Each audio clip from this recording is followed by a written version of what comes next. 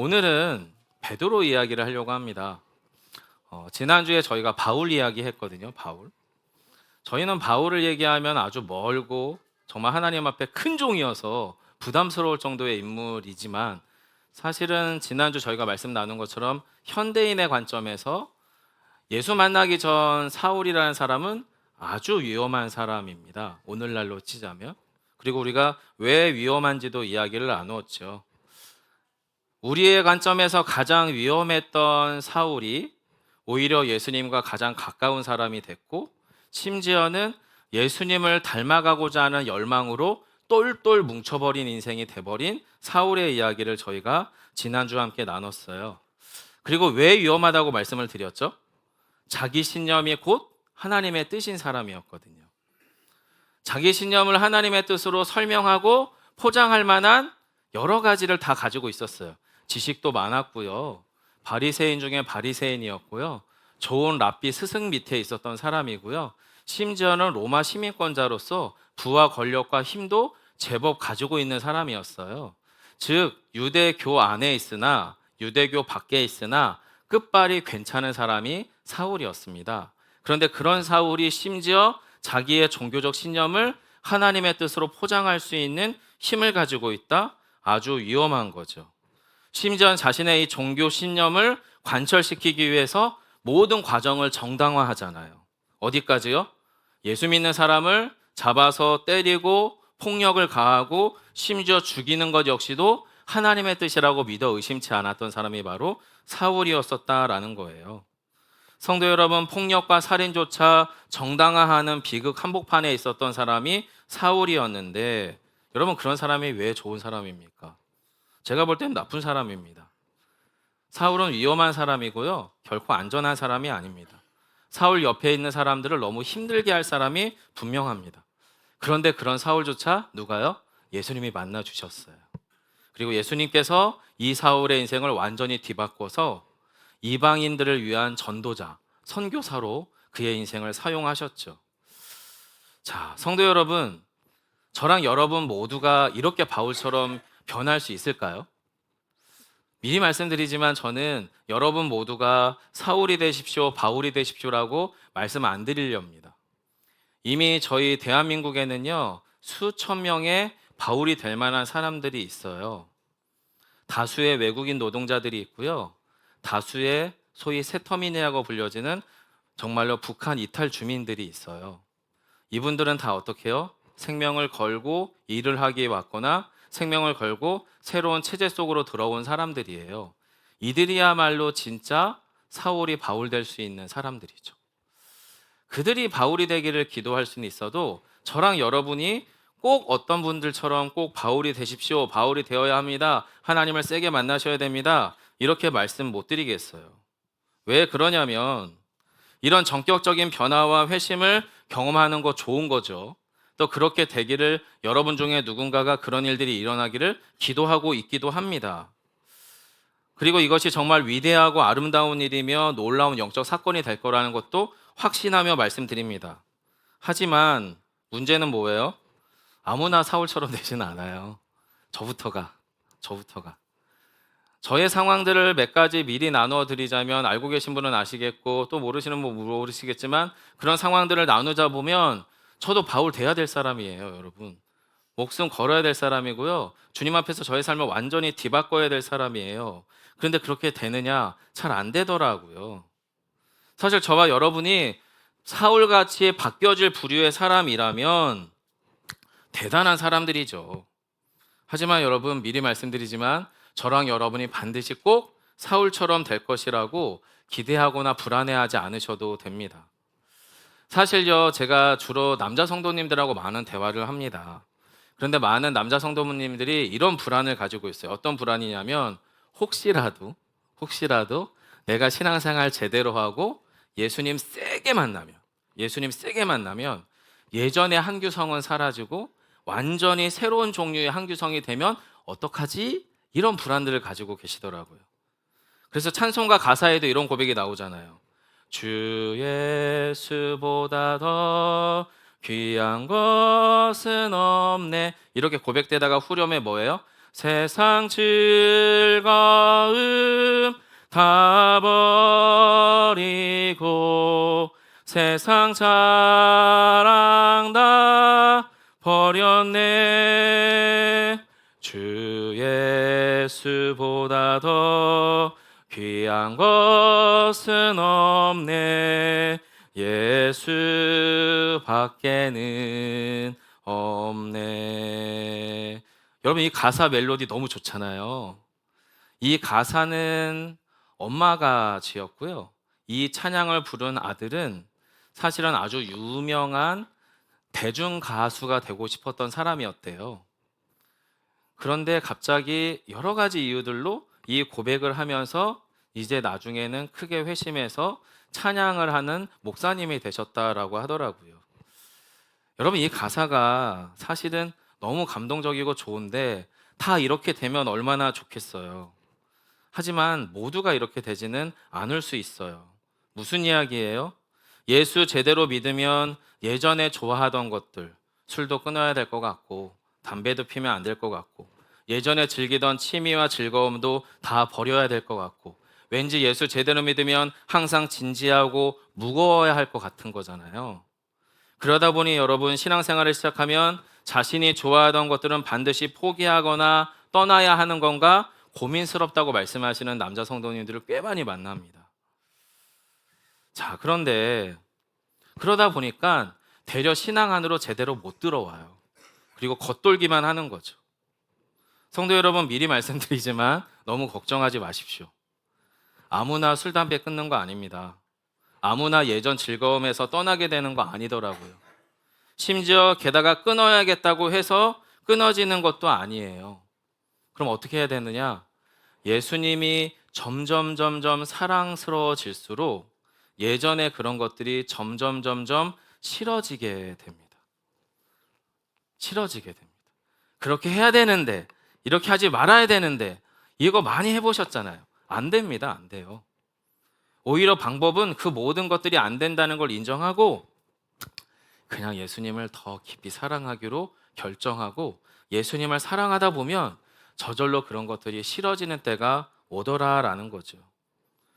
자, 성령님은, 하나님은 보통 우리 가운데 어떻게 역사하느냐? 사울처럼 역사하면 얼마나 좋아요. 예수 잡아 죽이러 가던 길에 빛중에서 강렬하게 예수님을 만나갖고 바울의 눈을 멀게 하세요. 그래갖고 내가 몸이 아주 사지가 꽁꽁 묶여갖고 이러지도 저러지도 못해가지고 주님, 천부여 의지 없어서 손들고 옵니다. 예수님밖에 없습니다. 예전의 세상 즐거움 다 버리고 이젠 예수밖에 없다니까요. 이런 고백과 이런 아주 드라마틱한 변화를 우리가 꿈꾸는데 대부분은 사울처럼 그런 일들이 일어나지 않아요. 하나님께서는 주로 바울처럼 우리에게 역사하시는 게 아니라 베드로처럼 역사하십니다. 베드로처럼 역사한다는 게 뭐죠? 베드로 안에 있는 편견을 하나님이 조정해 가시거든요. 즉 저와 여러분의 삶 가운데 여전히 우리 삶을 꽉 붙들고 있는 우리 안의 편견을 주님은 조정해 가려고 합니다. 자, 오늘 본문은 베드로와 고넬료가 만나는 사건이거든요. 근데 우리는 무의식적으로 베드로는 예루살렘 교회의 대사도고 고넬료는 이방인에 불과한 사람이니 이 본문의 주인공은 베드로이겠다. 그리고 베드로가 고넬료를 만나주는 거네 라고 읽힐 수 있지만 정반대입니다. 자, 베드로가 고넬료를 만나기 전에 어떤 사건이 있었는지 본문 앞쪽 9절로 16절에서 이런 사건이 있습니다. 저희가 좀 길지만 천천히 함께 교독할게요. 9절부터 함께 읽어보겠습니다. 제가 먼저 읽겠습니다. 이튿날 그들이 길을 가다가 그 성에 가까이 갔을 그때에 베드로가 기도하려고 지붕에 올라가니 그 시각은 제6시더라.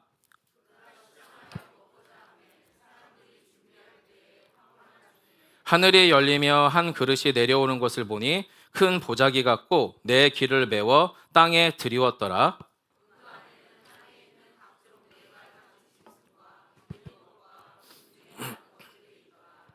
또 소리가 있으되 베드로야 일어나 잡아 먹어라 하거늘.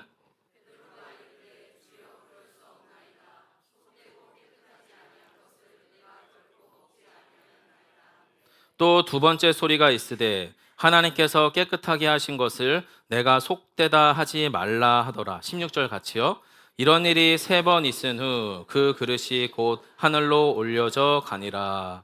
아멘. 여러분, 같은 환상을 3번 겪었어요. 3번. 먹어라. 못 먹겠다니까요. 야, 내가 괜찮다고 했는데 왜 못 먹어? 근데 또 다시 내려와. 먹어라. 못 먹겠다니까요. 야, 내가 괜찮다고 했는데 왜 못 먹어? 또 한 번. 먹어라. 못 먹겠다니까요. 야, 내가 괜찮다고 했는데 왜 못 먹어? 이 환상을 본 거예요. 기도 중에. 똑같은 환상을 반복적으로 3번이나. 여러분, 2번째 정도나 아니면 최소한 3번째 정도에는 예, 하나님, 그렇게 하겠습니다. 할 법 하잖아요. 근데 여러분, 베드로가 그게 안 돼요. 내려오는 보자기 안에 쌓여져 있는 부정하다고 규정되어 있는 음식과 동물들, 레위기 말씀을 포함한 구약 모세 율법 속에서 부정한 이 음식은 유대인인 내가 그걸 먹는 한 나는 부정해져서 하나님으로부터 버림받는 존재가 될 거야라고 하는 모세의 율법이라고 하는 편견이 베드로의 머리를 꽉 붙잡고 있다 보니까 이게 환상인데 실제 먹는 것도 아니고, 뭐 눈앞에 음식이 있어서 먹으라고 하면 안 먹는 거 그렇다 치더라도 꿈이잖아요. 환상이잖아요. 그러면 적당히 둘러댈 수도 있을 것 같은데 안 된다니까요. 안 된다니까요. 안 된다니까요. 그런데 하나님이 야, 내가 괜찮다는데 왜 그래? 먹어. 이걸 3번이나 보여주시는 거예요. 여러분, 지금 베드로는 어떤 상황이냐면요. 음식 규례조차도 넘어서기가 힘든 사람이에요. 음식 규례조차도. 여러분, 음식도 제대로 자유하지 못하고 그 음식 규례에도 꽉 매여 있는 이 베드로가 사람은 어떨까요? 사람은. 유대인들이 여러분 이방 사람들을 사람 취급 안 하던 시대잖아요. 사람은 어떨까요? 말할 필요가 없는 거예요. 음식 규례도 넘어서지 못하는 베드로가 사람에 대한 고정관념은 지독하게 무섭죠. 지독하게 무섭죠. 성도 여러분, 성령님께서는요, 사도 베드로에게 이런 환상을 보여주신 이유가 고넬료 때문은 아닙니다. 베드로 때문입니다. 사실요, 고넬료는 우리가 이미 본문에서 읽어서 아시겠지만 로마 사람이에요. 게다가 직업군인입니다. 직업군인 중에서도 꽤 성공한 군인이라서 자기가 지금 사병으로 부리는 사람들이 최소 100사람이 넘어가는 백부장이라고 하는 직급을 가진 사람입니다.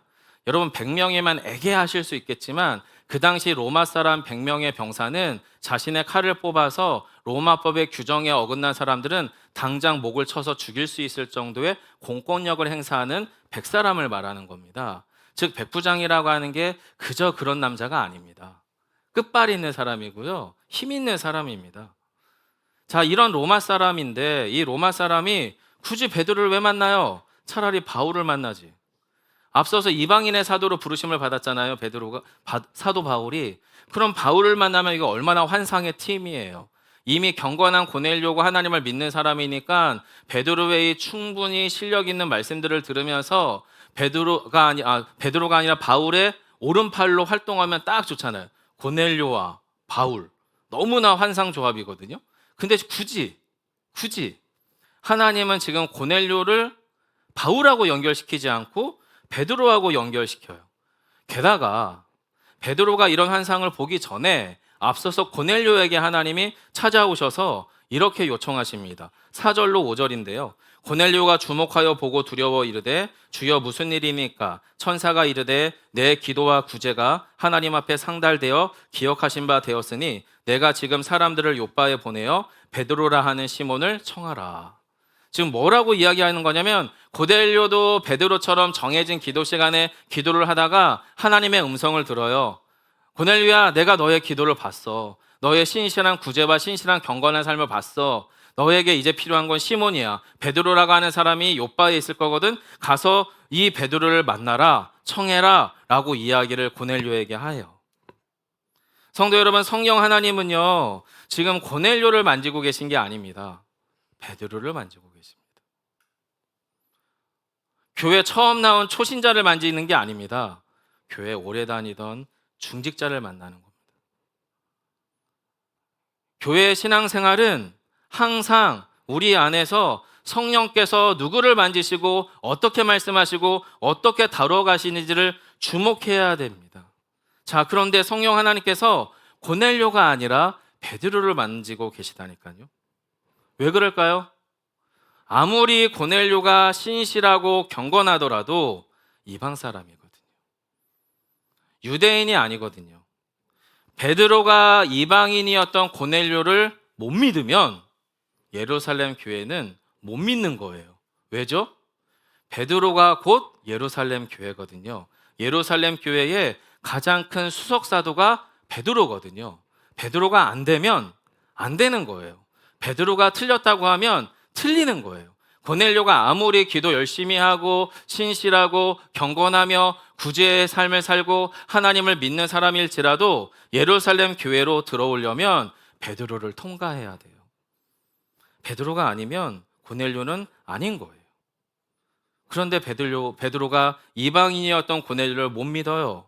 못 받아들여요. 그러면 여러분 어떤 일이 일어나는 거죠? 예수의 복음 안에서 신앙 일치는 일어날 수가 없어요. 고넬료는 고넬료대로 예수 믿고, 그리고 베드로는 베드로대로 예수 믿어.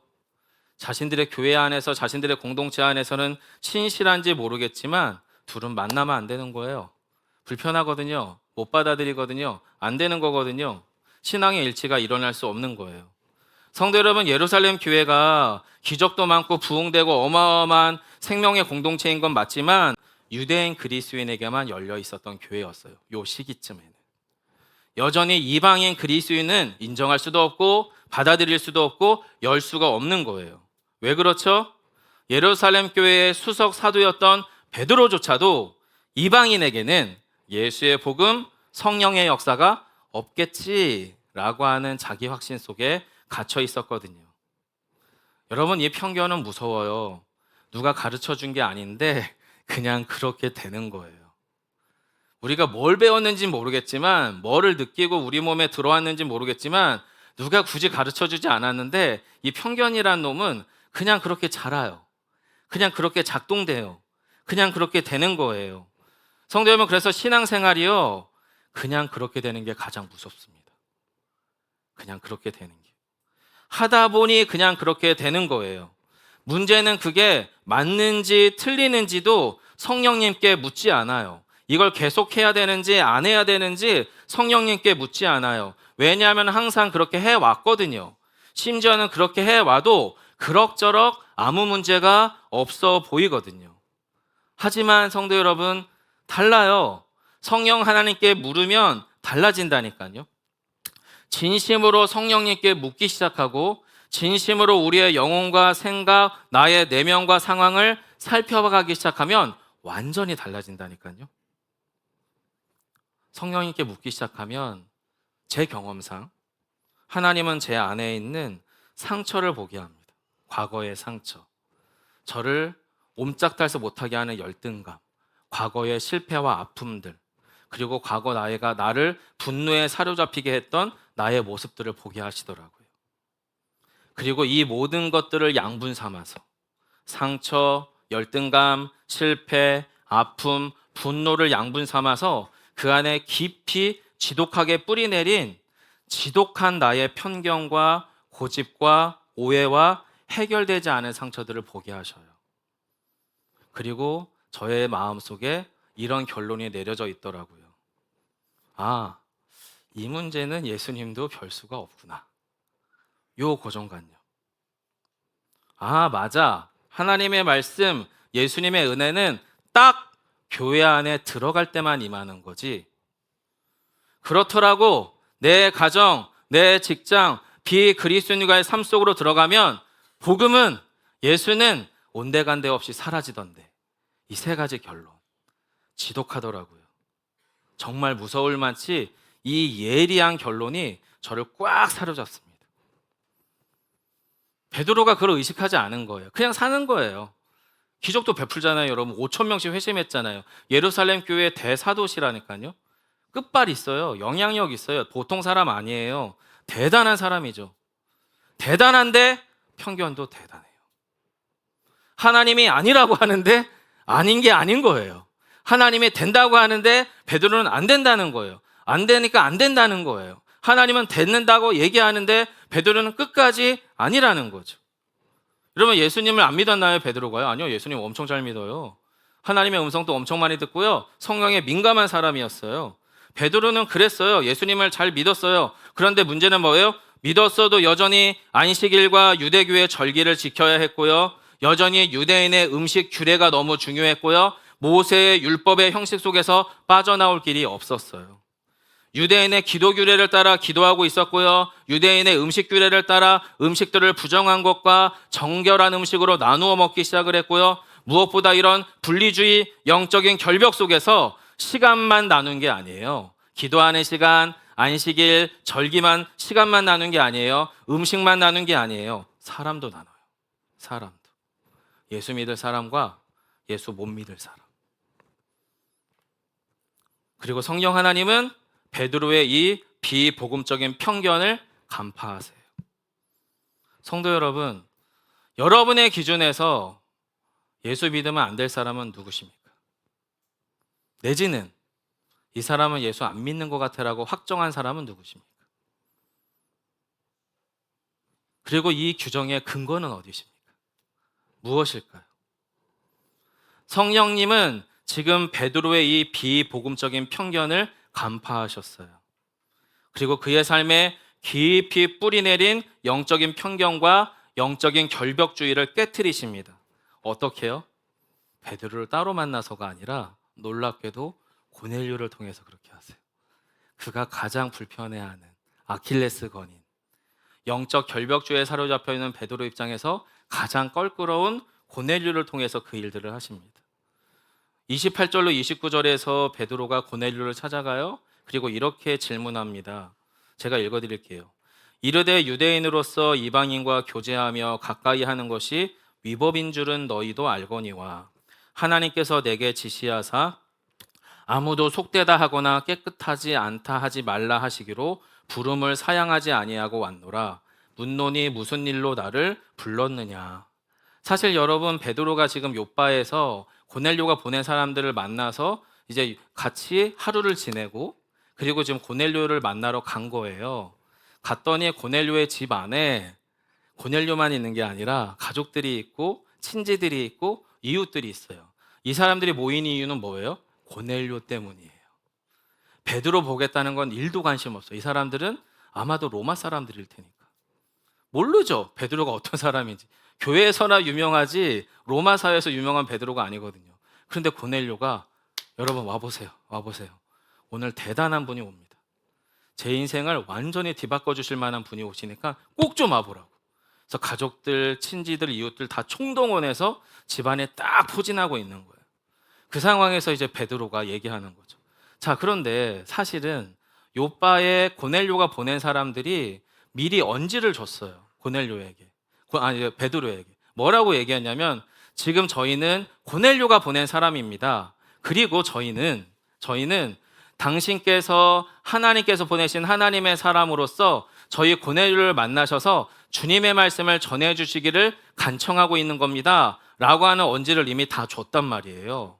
자, 그런데 지금 무슨 일이 일어나는 거냐면 다 알고 있는 베드로가 다시 반문하는 거죠. 반문하는 거예요. 근데 어떻게 반문하냐? 첫 번째, 유대인은 이방인과 교제하는 게 불법이다, 위법이다. 첫 번째 이야기하죠. 그리고 나서 그럼에도 성령님께서 나에게 함부로 너희가 스스로 속되다 깨끗하다 하지 말라라고 하셨다. 그러기에 나는 왔다. 그런데 너희가 나를 무슨 일로 불렀느냐라고 반문해요. 즉 베드로는 지금 고넬료의 집 안에서 고넬료와 모여있는 모든 사람들, 또 베드로를 동행한 유대 사람들, 그리스도인들과 함께 더불어서 베드로와 고넬료의 만남을 공적인 만남으로 확장하고 있어요. 이미 알고 있는데 무슨 일로 부른 거예요? 이렇게 이야기함으로써 모든 사람들이 무슨 이야기 할까? 어떤 상황이 될까? 이런 느낌을 갖게 하죠. 자, 그리고 나서 베드로는 그 안에서 무엇을 이야기하냐면 유대인에게나 이방인에게나 예수의 복음은 동일하게 임합니다. 그 얘기를 합니다. 교회 안의 일치가 유대인이든 이방인이든 가난한 사람이든 부자이든 많이 배웠든 못 배웠든 또는 우리 안에 연약한 모든 것들이 여전히 죄의 습관들이 끊어지지 않았든 끊어졌든 모든 사람에게 예수의 복음은 동일하게 임합니다 라고 이야기하는 거예요. 여러분, 그것이 32절로 35절입니다. 자막으로도 준비가 되어 있는데요, 자막 좀 부탁드릴게요. 32절로 35절 함께 읽겠습니다. 시작. 사람을 요바에 보내어 시몬을 청하라. 내가 곧 당신에게 사람을 보내었는데 잘하였나이다. 이제 우리는 주께서 당신에게 명하신 모든 것을 듣고자 하여 하나님 앞에 있나이다. 베드로가 입을 열어 말하되 내가 참으로 하나님은 사람의 외모를 보지 아니하시고 각 나라 중 하나님을 경외하며 의를 행하는 사람은 다 받으시는 줄 깨달았도다. 아멘. 고넬료에게 묻는 거거든요. 왜 부르셨어요? 무슨 일로 부르셨죠? 그러자 고넬료가 답하는 거죠. 우리는 주께서 당신에게 명하신 모든 것을 듣고자 하여서 모였습니다. 그러자 베드로가 말합니다. 내가 참으로 하나님은 사람의 외모, 혈통을 보지 않고 신분을 보지 않고 경제적 상황이 어떤지, 이 사람이 이방 사람인지 유대 사람인지 그의 지방 출신을 보지 아니하고 사람의 외모를 보지 아니하고 각 나라 모든 상황 속에서 하나님을 경외하며 의를 행하시는 사람들을 다 받는 줄 깨닫습니다. 여러분, 이것은 베드로의 고백입니다. 베드로의 고백. 여러분, 제가 미처 몰랐네요. 하나님은 유대 그리스도인들만 그리스도인인 줄 알았는데, 하나님은 유대인들만의 하나님인 줄 알았는데 아니군요. 이방인의 하나님이기도 하군요. 실패한 사람의 하나님이기도 하군요. 가난한 자의 하나님이기도 하군요. 여전히 술, 담배가 끊어지지 않는, 또 여러 가지 모든 삶의 연약함들이 놓여있는, 여전히 관계가 흔들리고 깨어지는 불안한 그런 모든 인생들의 하나님이시군요 라고 하는 고백을 누가 한다고요? 바로 이 예루살렘 교회의 대사도인 베드로가 이방 사람들 앞에서, 또 베드로와 동행한 사람들 앞에서 그 고백을 하는 거예요. 성도 여러분, 교회는 바로 이런 곳입니다. 서로의 다름이 불편함이나 틀림은 아닙니다. 오히려 그 다름을, 그 불편함을, 또 틀리다고 확신하던 이 모든 것들을 예수님 안에서 조정하셔야 돼요. 하나님, 저 아무개 저 말이 너무 불편한데요, 저 행동이 너무 불편한데요, 아무개의 저 모습들이 저는 안 받아들여지는데요, 하나님 저 어떻게 해야 될까요? 기도해야 돼요. 틀리다고 판단하지 마시고, 아니라고 판단하지 마시고, 아웃이라고 판단하지 마시고요, 예수님 안에서 그것들이 소화되기까지 기다리시고 기도하시고 질문하셔야 돼요. 그렇게 해서 어떻게 해야 돼요? 내 안에 사랑이 얼마나 작은지, 내 안에 신앙적 고집이 얼마나 큰지, 내 안에 예수의 사랑이 얼마나 제대로 작동되지 않는지, 소위 나의 영적 부족과 결핍과 천박함이 오히려 예수의 복음을 얼마나 심각하게 오염시키고 왜곡시키고 축소시키는지를 뼈저리게 깨달아야 돼요. 누구 때문에요? 베드로가 고넬료 때문에 깨달은 것처럼 아마도 저와 여러분은 우리가 가장 불편해하는 그 사람 때문에 깨닫게 될 거예요. 교회는 그런 곳이에요. 서로의 다름이 불편함 아니에요. 틀림 아니에요. 예수 안에서 하나됨을 확인해야 되는 곳이에요. 예수로 함께 연결되어야 하는 곳이에요. 교회의 일치는 내 안에 편견이 깨져야 하는 곳이고요, 교회의 일치는 예수의 복음으로 나를 조정시키는 시간이에요. 이 조정이 일어날 때 어떤 일이 일어날까요, 성도 여러분? 놀라운 일이 일어납니다. 이 조정이 가정에서 일어날 때, 이 조정이 교회에서 일어날 때, 이 조정이 내 내면에서 일어날 때, 그곳 가운데에서 무슨 일이 일어나냐면 예수의 복음이 제대로 작동되기 시작합니다. 제대로 작동되지 않았기 때문에 우리 안에 그런 편견이 있는 거예요. 예수라도 별 수 없다.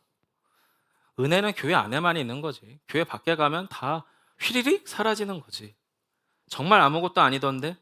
예수 안 믿는 사람들 앞에서는 나 예수 믿는 거 말하는 것도 부끄러워 죽겠던데? 나도 못 바꾸는 예수가 뭘 바꾸겠어? 이 편견이 여러 번 싹틀 수밖에 없는 거예요. 그런데 이 조정을 받아들이기로 결정하면 우리의 생각과 마음판에 복음이 임해요. 그리고 복음으로 조정되는 영혼과 마음 위에 드디어 하나님 나라가 임하기 시작합니다. 그리고 성령님이 역사합니다. 오늘 본문의 마지막 본문이죠. 44절로 48절을 읽고 말씀을 마무리해 보겠습니다. 44절부터 함께 읽겠습니다. 함께 하겠습니다. 시작. 베드로가 이 말을 할 때에 성령이 말씀 듣는 모든 사람에게 내려오시니 베드로와 함께 온 할례 받은 신자들이 이방인들에게도 성령 부어 주심으로 말미암아 놀라니 이는 방언을 말하며 하나님 높임을 들음이러라. 이에 베드로가 이르되 이 사람들이 우리와 같이 성령을 받았으니 누가 능히 물로 세례 베품을 금하리요 하고 명하여 예수 그리스도의 이름으로 세례를 베풀라 하니라. 그들이 베드로에게 며칠 더 머물기를 청하니라. 아멘. 성도 여러분, 저희가 예수를 제대로 믿으면 손해볼 것 같고 실패할 것 같고 고생스러울 것 같다라고 미리 염려 안 하셔도 됩니다. 예수 제대로 믿으면 제대로 즐기지도 못하고 내 좋아하는 것을 제대로 한 번도 누리지도 못하고 천국 가는 건가 싶을 수도 있습니다. 하지만 솔직히 말씀드리면요, 예수 안 믿으셨어도 손해 보신 적 있으시잖아요. 예수 안 믿으셨어도 실패하신 적 있으시잖아요. 예수 안 믿으셨어도 고생스러운 삶의 시간들이 우리 안에 이미 있잖아요. 근데 왜 예수를 믿으면 더 고생스러울 것 같고 더 실패할 것 같고 더 잘못될 거라고 착각하십니까? 예수를 제대로 못 믿어도 제대로 한번 누리지도 못하고 이 땅에서 이별하는 인생들이 얼마나 많은데요. 즉 여러분, 전혀 앞뒤가 안 맞는 우리의 착각이고 망상입니다. 오히려 예수를 제대로 믿으면 내가 변합니다. 내가 변하면 가정이 변합니다. 가정이 변하면 교회가 변하고요. 교회가 변하면 반드시 이웃과 마을과 나라와 세상이 변하게 되어 있습니다. 안 해보고 나서 안 된다고 말하는 건 전 거짓말이라고 생각합니다. 해보고 나서 안 됐다고 말씀하시는 분이 나타나면 저도 복음을 버려보겠습니다. 하지만 그 어떤 분들도 복음을 제대로 만난 사람들 중에서 가정 안 변했다고 말하시는 분 없습니다. 교회 안 변했다고 말하시는 분 못 만나봤습니다. 사랑하는 성도 여러분, 우리 안에 이 은밀하고 지독스러운 영적인 편견을 내려놓으시기를 부탁드립니다. 진정 하나님의 나라가 우리 가운데 임할 때 참으로 영광스럽고 아름다운 모습을 꿈꾸면 좋겠습니다. 우리 부모님들하고 대화를 했어요. 지난 2주 전, 3주 전에. 우리 아이들과 아이들 둔 부모님들이 이렇게 오고 가는 이야기, 이렇게 아이들이 올 때 눈치를 보게 된대요. 제가 이렇게 힘있게 설교를 하는 클라이막스 때 딱 오니까 어른들이 야, 조용히 앉아, 빨리 앉아. 이런다는 거죠. 그게 제 신경 쓰이신데요. 그래서 저는 신경 쓰지 말자고 했어요. 우리 이 자리에 계신 사랑하는 교우 여러분들께서도 여러분 안에 편견들이 다 있으시고 저도 있잖아요. 그거 좀 내려놔 주세요. 여러분, 온세대 통합이라고 하는 게 말로만 온세대 통합이 아니에요. 해봐야 되는 거잖아요. 내 편견을 넘어서지 못해갖고 제대로 해보지도 못하고 안 된다고 말하는 거는 저 너무 속상할 것 같습니다. 아이들은 원래 떠들어야 정상이고요. 돌아다녀야 정상이잖아요. 그럼 좀 시끄러우면 철 보세요. 철. 애들 신경 쓰지 마시고. 그리고 우리 아이들은 어른들의 예배를 돕는 차원에서 이렇게 좀 조용히 앉아주시면 돼요. 그러다 보면 되는 거죠. 저는 우리 안에 편견이 나쁘다 틀리다를 말씀드리려는 게 아니라 편견을 넘어서야 진짜 복음이 작동된다는 말씀을 드리는 겁니다. 진짜 복음이 작동돼야 이게 맞고 틀리고도 나오는 거죠. 해보지도 않고 안 된다고 하면 전 그거는 착각인 것 같아요. 예수 믿으면 손해 날 것 같고, 아까 말씀드렸잖아요. 예수 안 믿어도 손해 다 보셨고, 예수 안 믿어도 아픔 다 겪으셨고, 예수 제대로 안 믿어도 실패할 거 다 해보셨으면서 왜 예수 믿으면 그럴 거라고 착각하시는지. 결코 그렇지 않습니다. 우리 안에 예수가 진짜로 들어오면 하나님 수준의 일들이 일어날 줄 믿습니다.